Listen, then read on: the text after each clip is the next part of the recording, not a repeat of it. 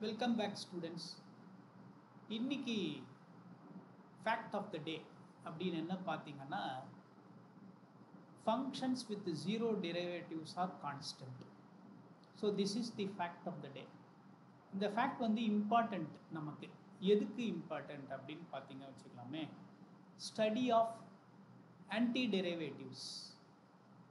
Study of anti derivatives are definite integrals. கேல்குலஸில் definite இன்டெக்ரல்ஸ்னு இருக்கும் இல்லையா, டெஃபினட் இன்டெக்ரல்ஸை நம்ம என்ன சொல்லலாம், ஆன்டி டெரிவேட்டிவ்ஸும் சொல்லலாம். அதுக்கு காரணம் இருக்குது, அதுக்கப்புறம் நான் உங்களுக்கு பின்னாடி ஒரு அக்கேஷனில் சொல்கிறேன். ஸோ எந்த மாதிரி ஃபங்க்ஷன்ஸ்க்கெல்லாம் டெரிவேட்டிவ் ஜீரோவாக போதோ அதெல்லாம் என்ன ஆகிடும், உங்களுக்கு கான்ஸ்டண்ட்டாக போயிடும். Functions with zero derivatives are constant. இது வந்து application of what, mean value theorem. One application of the mean value theorem. So fact of the டேல we are going to see one application of the mean value theorem, and the fact is functions with the zero derivatives are constant. Functions with the zero derivatives are constant. சரிங்களா? இது முக்கியமான application. ஏன்னா இந்த result வந்து, இந்த fact வந்து நம்ம என்ன பண்ணுவோம், யூஸ் பண்ணுவோம். எதுக்கு? Study of anti derivatives are indefinite இன்டெக்ரல்ஸ்க்கு யூஸ் பண்ணுவோம். இப்போ statement of mean value theorem பார்க்கலாம் பாருங்க. Suppose y is equal to f of x is continuous on a closed interval a comma b and differentiable on the open interval a comma b. இந்த open interval a comma b நம்ம எப்படி சொல்லலாம், interior of the closed interval a comma b அப்படின்னு கூட சொல்லலாம்.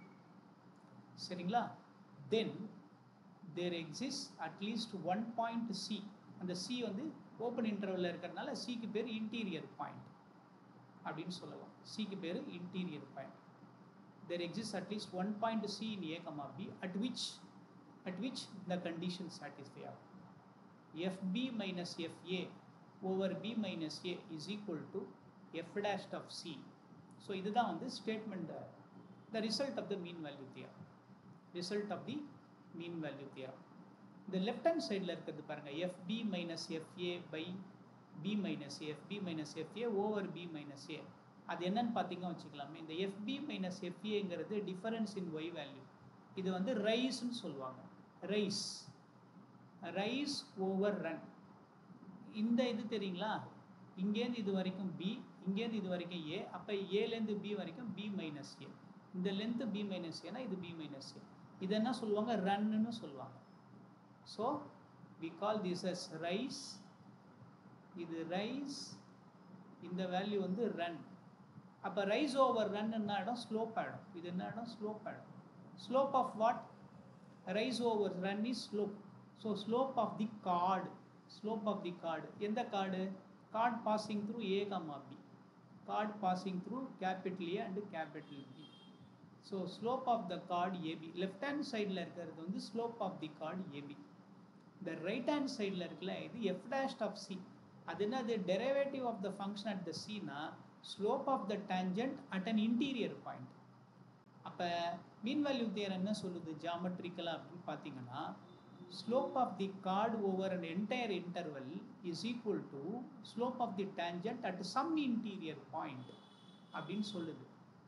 So இதனோட geometrical implication என்ன பார்த்தீங்கன்னா, slope of the chord over an entire interval a comma b is equal to slope of the tangent at some interior point அப்படிங்கிறது சொல்லுது. இது ஜியாமெட்ரிக்கலாக meaning பார்த்தீங்கன்னா, இன்டர்பிரிட்டேஷன் பண்ணனா, மீன் வேல்யூ தியரத்தை இன்டர்பிரேட் பண்ணால் இந்த மீனிங் வரும், ஜியாமெட்ரிக்கல் மீனிங். சரிங்களா? அதே மீன் வேல்யூ தியரத்தை நம்ம எப்படி இன்டர்பிரேட் பண்ணலாம், ஃபிசிக்கலாகவும் இன்டர்பிரேட் பண்ணலாம். எப்படி? F b minus f a by b minus a அப்படிங்கிறது வந்து average change over the entire இன்டர்வலாக இருக்கும். This is average change. F b minus f a over b minus ஏங்கிறது average change over the entire interval A comma b. That is the same as instantaneous change of the function at an interior point, at some interior point of a comma B. So அதுதான் வந்து mean value theorem says at some interior point of a comma B. So interior பாயிண்ட்னா முன்னாடியே சொன்ன C வந்து open interval ஏ comma பியில் இருக்கும். That is for some c in a comma b the instantaneous change, அதான் derivative. டெரிவேட்டிவ்ங்கிறது instantaneous change. f dash of c must equal the average change over the entire interval. இந்த left hand சைடில் இருக்கிறது average change, இந்த right hand சைடில் இருக்கிறது instantaneous change over at some point of the some interior point of the interval. So mean value theorem ஃபிசிக்கலாகவும் interpret பண்ணலாம், ஜாமெட்ரிக்கலாகவும் interpret பண்ணலாம்.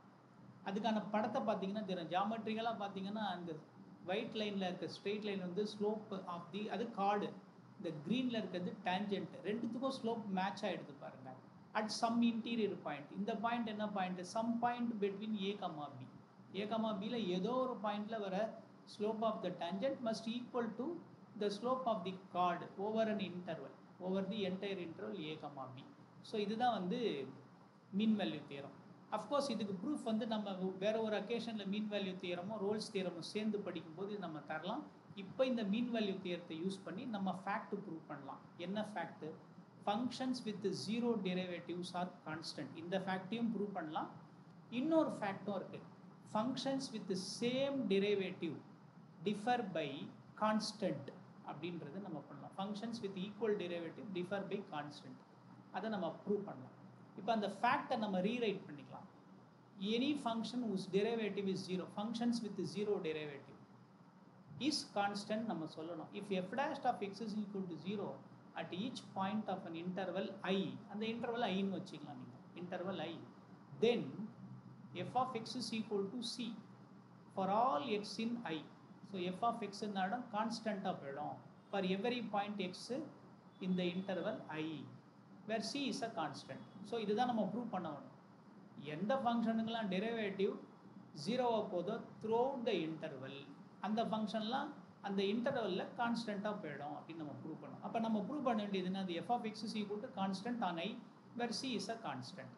இதை ப்ரூவ் பண்ணுறதுக்கு நம்ம என்ன பண்ணுவோம், அந்த இன்டர்வல்லேருந்து ரெண்டு வெவ்வேறு பாயிண்ட் எடுத்துக்கலாம். Let x1 and x2 be any two points in I such that x1 x2 ஒன்றா கிடையாது, ஈக்குவல் கிடையாது. அஃப்கோர்ஸ் நம்ம மீன் வேல்யூ தியரம் வந்து ரியல் நம்பர்ஸ்க்கு தான் படிச்சுட்டு இருக்கோம், சரிங்களா? ஸோ எல்லாமே வந்து நமக்கு டொமைன் கோடொமைன் எல்லாமே ரியல் நம்பர்ஸ் தான். அப்போ x1 x2 ஒன்றா கிடையாது, ஈக்குவல் கிடையாதுன்னு நம்ம அஸ்யூம் பண்ணிக்கணும். அப்போ x1 x2 real numbers, they are not ஈக்குவல்னா அப்போ ரெண்டு பாசிபிலிட்டி தான், x1 ஒன்று x2 விட குறைச்சலாக இருக்கணும், ஆர் x1 x2 விட அதிகமாக இருக்கணும். So this is what is call law of trichotomy. ரெண்டு ரியல் நம்பர் கொடுத்தா ஒன்று சமமாக இருக்கணும், ஒருவேளை சமமாக இல்லைனா x1 x2 விட குறைச்சலாக இருக்கணும், இல்லை x1 x2 விட அதிகமாக இருக்கும். So this is what we call it as law of trichotomy. இந்த மூணு தொடர்பில் ஏதாவது ஒரு ரிலேஷன் இருக்கும், ஒன்று ஈக்குவலாக இருக்கும், இல்லை குறைச்சலாக இருக்கும், இல்லை அதிகமாக இருக்கும். ஸோ நமக்கு ஈக்குவலாக இல்லாததுனால இது ரெண்டுத்தில் ஏதாவது ஒன்று இருக்கும். சரி, இப்போ நம்ம என்ன பண்ணிட்டோம், இதை எடுத்துக்கலாம், x1 வந்து x2 விட குறைச்சலாக இருக்குன்னு. இதை எடுத்தாலும் அதே ப்ரூஃப் தான் வரும், சரிங்களா? அப்போ அதெல்லாம் நம்ம இதை எடுத்துக்கலாம், x1 less than x2ன்னு எடுத்துக்கலாம். then we have to show that f of x1 is equal to f of x2. So அப்போ இது ரெண்டுத்தில் நம்ம எதை வேணால் எடுத்துக்கலாம். அதனால் நம்ம என்ன பண்ண போகிறோம், வித்தவுட் லாஸ் ஆஃப் ஜென்ரலிட்டி இதை எடுத்து ப்ரூவ் பண்ணாலும் அதே தான் வரும், இதை எடுத்து ப்ரூவ் பண்ணாலும் அதே தான் வரும், சரிங்களா? வித்தியாசமே வராது எக்ஸப்ட் ஃபார் மைனர் சேஞ்சஸ். அப்போ நம்ம என்ன பண்ணுவோம், x1 வந்து x2 விட குறைச்சலாக இருக்குது அப்படின்னு எடுத்துக்கோங்க. x1 வந்து x2 விட குறைச்சலாக இருக்குது. அப்போ x1 x2 விட குறைச்சலாக இருந்தால் x1, x2 வச்சு ஒரு இன்டர்வல் போட்டுடலாம், ஒரு க்ளோஸ்ட் இன்டர்வல் போட்டுடலாம். அப்போ எஃப் என்ன பண்ணிடுது அப்படின்னா, இம்மீடியட்டாக x1 x2 விட குறைச்சலாக இருக்குன்னு சொன்ன உடனே நம்ம என்ன பண்ணிடலாம், ஒரு க்ளோஸ்ட் இன்டர்வல் போட்டுடலாம். ஏன் தெரியுமா, between any two real numbers there are infinitely many number of real numbers இருக்குது அப்படிங்கிறது வந்துடும். அதனால் ஒரு இன்டர்வல் எப்போவுமே ஃபார்ம் ஆகும், ஒரு இன்டர்வல் எப்போவுமே ஃபார்ம் ஆகும். x1 x2 விட குறைச்சலாக இருந்தால் ஒரு இன்டர்வல் ஃபார்ம் ஆகும். எப்படின்னா நான் உங்களுக்கு வேணால் விளக்க முடியும், ஐ கேன் எக்ஸ்பிளைன். இப்போ பாருங்கள், சிம்பிள், அது லேமேன் எக்ஸ்பிளனேஷன் பாருங்கள். x1 வந்து x2 விட குறைச்சல் இல்லையா, அப்போனா x1ஓட ஒரு எப்சலான் கூட்டி, ஒரு ஸ்மால் பாசிட்டிவ் நம்பர் கூட்டினா எவ்வளோ வித்தியாசம் இருக்கோ அந்த வித்தியாசத்தை நம்ம எப்சலான்னு வச்சுக்கோங்க. அப்போ அது கூட்டினா x2க்கு சமமாகிடும். அப்போ நம்ம என்ன பண்ணலாம், இது x1 போட்டுக்கோங்க, இங்கே வந்து என்ன போட்டுக்கோங்க, இங்கே என்ன போட்டுக்கோங்க, x2 போட்டுக்கோங்க. இப்போ நான் இடையில என்ன பண்ணலான்னா x1 ப்ளஸ் எப்சலான் பை 2ன்னு ஒரு நம்பர் வர வைக்க முடியும். இப்போ இதே மாதிரி நம்ம என்ன பண்ணலாம், இடையில x1 ப்ளஸ் எப்சலான் பை 3ன்னு ஒரு நம்பர் வர வைக்க முடியும். ஸோ அப்போ இந்த மாதிரி infinitely many number of numbers between x1 and x2 இருக்கும். சரிங்களா? அப்படி இருக்கிறதுனால அப்போ x1க்கும் x2க்கும் இடையில என்ன ஃபார்ம் பண்ணிட முடியும்? நம்மளால ஒரு இன்டர்வல் ஃபார்ம் பண்ணிட முடியும். இந்த இன்டர்வலை ஃபார்ம் பண்ண முடியும். அதனால அந்த க்ளோஸ்ட் இன்டர்வல் எடுக்கிறது நியாயமா அப்படின்னா yes, it is very much valid. சரிங்களா? அதுக்கு ஆக்சுவல் ப்ரூஃப்லாம் தரலாம், பட் நம்ம இங்கே தரலை. சரிங்களா? ஸோ இந்த மாதிரி இன்டர்வல் ஃபார்ம் பண்ண முடியுன்றதுக்கு பண்ண முடியும். Because real numbers are dense, ரொம்ப டென்ஸாக இருக்கும். அந்த டென்ஸ்னஸ் தான் இந்த மாதிரி வருது. சரிங்களா? So x1 less than x2 இருந்தால் it is always pass. In fact rational நம்பர்ஸே டென்ஸு, இர்ரேஷனல் நம்பர்ஸ் அதை விட பயங்கரமாக இருக்கும். அதனால ரியல் நம்பர்ஸ் இன்னும் ஒன்றா இருக்கும். அதனால it is always possible for us to construct a closed interval x1, x2. அப்போ நமக்கு என்ன ஆயிடுச்சு? therefore f satisfies the hypothesis. Hypothesis என்ன? மீன் வேல்யூ தியரத்துக்கு நம்ம f வந்து டிஃபரன்ஷியபிளாக இருக்குது. எங்கே? x1, x2. அந்த க்ளோஸ்ட் இன்டர்வல் x1, x2வே டிஃபரன்ஷியபிளாக இருக்குது. ஏன்னா நம்ம கொடுத்துருக்கிறதுனா f is differentiable on the interval i. இந்த x1, x2 நம்ம எங்கேருந்து எடுத்துருக்கோம்னா ஐலேருந்து எடுத்துருக்கோம். அப்போ f வந்து டிஃபரன்ஷியபிள் இந்த ஹோல் இன்டர்வல் இருந்தால் அப்போ டிஃபரன்ஷியபிள் இந்த க்ளோஸ்ட் இன்டர்வல் x1, x2வும் இருக்கும். எனி ஃபங்க்ஷன் டிஃபரன்ஷியபிளாக இருந்தால் அது கண்டினியூஸாக இருக்கும் கட்டாயமாக.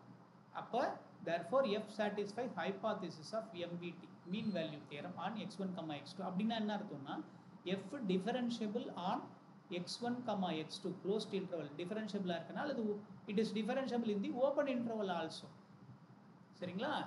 and it is continuous on the closed interval x1, x2. அப்போ ரெண்டு கண்டிஷனும் ஓகே ஆயிடுச்சு. மீன் வேல்யூ தேர்றதுக்கான ரெண்டு கண்டிஷனும் ஓகே ஆயிடுச்சு.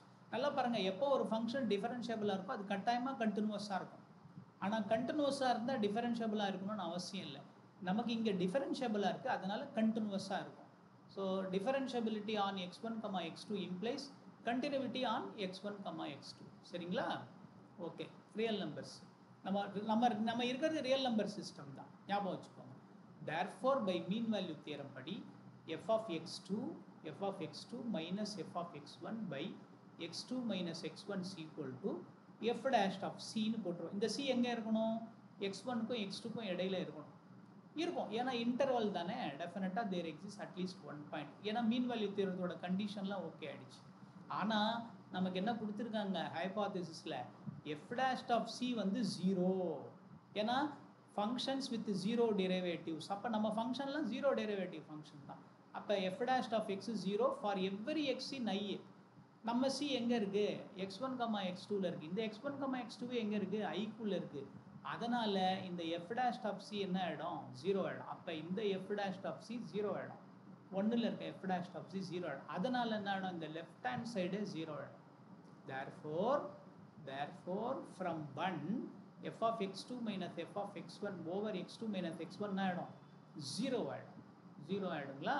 அப்போ நியூமரேட்டர் பை இப்போ பாருங்கள், if a by b 0னா a தான் 0 with b not equal to 0. அப்படி இருந்தது வச்சுக்கோங்களேன். a by b 0 with b not equal to 0 இருந்தால் a தான். நியூமரேட்டர் பை டினாமினேட்டர் 0னா நியூமரேட்டர் தான் 0. அப்போ f of x2 minus f of x1 தான் 0. That is f of x2 is equal to f of x1. அப்போ f of x2 f of x1 equal. x1 x2 வந்து ஏதோ ஒரு ரெண்டு point எடுத்தோம். எங்கேருந்து? Any 2 points in i. therefore the value of the function coincides at two different points. This is true for every point in x. therefore f is a constant on i. அப்போ எப்போல்லாம் function வந்து 0 derivative ஃபங்க்ஷன்ஸாக இருக்கும், அதாவது எந்த ஒரு ஃபங்க்ஷனுக்கு derivative 0வாக போதோ அந்த ஃபங்க்ஷன் கான்ஸ்டன்ட் ஃபங்க்ஷனாக தான் போகணும் அப்படிங்கிறது இதுதான் ரூலு. நம்ம நிறைய வாட்டி இது சொல்லியிருப்பாங்க கிளாஸஸில். நம்ம என்ன பண்ணிட்டோம்? அப்ளிகேஷன் ஆஃப் மீன் வேல்யூ தியரத்தை வச்சு நம்ம என்ன பண்ணிட்டோம்? ப்ரூவ் பண்ணிட்டோம். சரிங்களா? இப்போ இன்னொரு இன்ட்ரெஸ்டிங்கான அப்ளிகேஷன் இருக்குது. Functions with same derivative differ by a constant. Functions with same derivative differ by a constant. அதாவது ரெண்டு ஃபங்க்ஷன் இருக்கும், அது ரெண்டுத்துக்கும் டெரிவேட்டிவ் ஈக்குவல் ஆகிடுது at every point of the interval. At every point of ரெண்டு வாட்டி எழுதியிருக்கேன் பாருங்க. At each point of the interval, at each point. இது வேண்டாம். Derivatives are equal at each point of the interval. That we have two functions f and g whose derivatives are equal at each point of an interval I. Then f and g differ by a constant. அதாவது f of x is equal to g of x plus சியாக தான் இருக்கும். F of எக்ஸ்க்கும் G of எக்ஸ்க்கும் என்ன வித்தியாசம் இருக்க முடியும்னா சியாக தான் இருக்க முடியும் ஃபார் ஆல் எக்ஸ் இன் ஐ. இப்போ பாருங்க, இது சிம்பிள் ப்ரூஃப் தான். இதுவும் மீன் வேல்யூ தியரத்தோட அப்ளிகேஷன் தான். எப்படின்னு பாருங்களேன், ப்ரூஃப் ரொம்ப சிம்பிள். நம்ம என்ன ப்ரூவ் பண்ணோம், எஃப் ஆஃப் எக்ஸும் ஜி ஆஃப் எக்ஸும் டிஃபர்ஸ் பை அ கான்ஸ்டன்ட் சொல்லலாம். நம்ம என்ன பண்ணுவோம்னா let h is equal to f minus ஜின்னு எடுத்துக்கோங்க. தேர்ஃபோர் ஹெச் ஆஃப் எக்ஸ் என்ன ஆகிடும், f minus G of x. F minus G of x அதை எப்படி டிஃபைன் பண்ணலாம் நம்ம, f of X minus G of x. That is true for every x in I. Now நமக்கு என்ன கொடுத்துருக்காங்க, h of x is equal to F of X minus G of X. இதை differentiate பண்ணால் h prime of x, h dashed of x is equal to f dashed of x minus g dashed of x. The prime stands for differentiation. So the differentiate panna h prime of x is equal to f prime of x minus g prime of x. But what are we given, f prime of x minus g prime of x வந்து 0ன்னு கொடுத்துருக்காங்க நமக்கு. ஸ்டாரில் ஹைபாத்திசிஸில் f prime derivative of f1 derivative of g equal at every point of the interval I அப்படின்னு நமக்கு கொடுத்துருக்காங்க. அப்போ இந்த ரெண்டு டெரிவேட்டிவும் ஜீரோவாக போகிறதுனால, இது ரெண்டும் ஈக்குவலாக போகிறதுனால ஜீரோ ஆகிடும். அப்போ h prime of x is equal to zero for every x in I.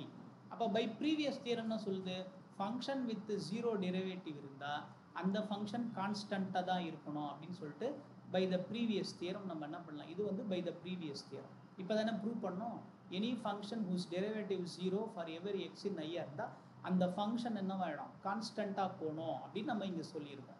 For every x in I where c is a constant. அப்போ இதுபடி என்ன வந்துடும், f of x minus g of x என்ன ஆகிடும், c of ஆகிடும் for every x in I. அப்போ f of x is equal to g of x plus c அப்படின்னு ஆகிடும். That means they differ by constant, f and g differ by a constant c for every x in I. அப்போ எப்பெல்லாம் ரெண்டு ஃபங்க்ஷனுக்கு derivative ஈக்குவலாக போகுது for every x இந்த interval ஐயா இருக்கோ, then those two functions differ by a constant term அப்படிங்கிறது இங்கே நமக்கு ப்ரூவ் ஆகுது. இந்த ரெண்டு ரிசல்ட்டும் ரொம்ப ரொம்ப இம்பார்ட்டண்ட் நமக்கு. எதுக்கு, இன்டெஃபினிட் இன்டெக்ரல் படிக்கிறது. above two results are used in anti-derivatives. anti-derivatives நம்ம என்ன சொல்லுவோம், also known as indefinite integrals. இந்த ரெண்டு ரிசல்ட்டும் நமக்கு ரொம்ப ரொம்ப தேவை சரிங்களா. எதுக்கு, இன்டெஃபினிட் இன்டெக்ரல்ஸ். ஏன் நம்ம இதை இங்கே போட்டோம் அப்படின்னா, இந்த வீடியோவில் ஏன் போட்டோம்னா நம்ம என்ன பண்ண போகிறோம், இன்டெக்ரல்ஸ்க்கு கண்டினியூஸாக நம்ம என்ன பண்ணுவோம், வெவ்வேறு டைப்ஸ் ஆஃப் இன்டெக்ரல்ஸ் எப்படி ஈஸியாக இன்டெகிரேட் பண்ணுறது நம்ம ஆரம்பிக்க போகிறோம். we are going to start சரிங்களா. அதுக்காக இந்த ரெண்டு ரிசல்ட்டும் இம்பார்ட்டண்ட். ஓகேவா, நல்லா பார்த்து இந்த ரெண்டு ரிசல்ட்டும் தரோ பண்ணிக்கோங்க. ஆன்டி டெரிவேட்டிவ்ஸ் படிக்கும்போது யூஸ்ஃபுல்லாக இருக்கும். தேங்க்யூ ஃபார் வாட்சிங்.